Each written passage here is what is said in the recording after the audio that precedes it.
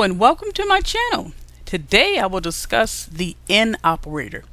I will go over how the IN operator compares to the equal sign, how to use the IN operator on one or multiple values, and also how to use the IN operator with the NOT operator. We're going to be querying the service plans table below, which shows service plans for a business. For our first query, we'll display specific plans using the equal sign. So we use the select keyword, and we're going to display the plan name, the plan ID, and the plan description. Then we use the from keyword, and then we use the name of the table that we're querying, which is service plans, and then the where keyword. So we're going to say where the plan ID is equal to W1001, or the plan ID is equal to D2202, or the plan ID is equal to D1003, or the plan ID is equal to L2002. And we click execute. And here you see we have 4 different plans, and we display the plan ID, the plan name, and the plan description. For our next query, we're going to do an equivalent query, but we're going to use the IN operator this time. The IN operator allows you to easily test if an expression matches any value in a list of values. And it also provides a shorter method for specifying a range of conditions. So let's take a look at the query using the IN operator. So here we have select plan ID, plan name, plan description, which is the same as above, then from the service plans table. But this time we're going to say where plan ID, and we're going to use the IN keyword, and then we take each of the values above and place them within parentheses. So now we don't have to say where plan ID equals the value several times.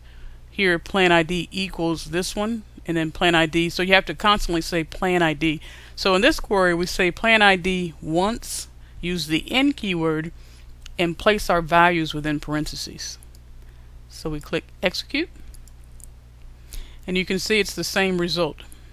So now we'll run both queries, and it's equivalent. For our next query, we're going to use the IN operator along with the NOT operator. The NOT operator is used to negate a condition.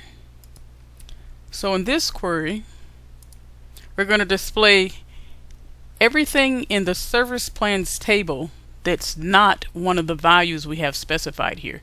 And in order to do that, we use where plan ID, not in. So the one above, it said in, whereas we placed the word not in front of in, it's going to display everything in the service plans table that's not one of these values. So we highlight our query, click execute, and these are all the values in the service plans table that are not the ones specified in this query here. For our last query, we'll look at a query that just shows how to use the IN operator on one value instead of multiple values. So this time we're going to retrieve one service plan from the service plans table. So we have select plan ID, plan name, plan description from the service plans table, where plan ID, and we use IN, and this time it has one value, W1001. So we click execute, and as you can see there's one plan here.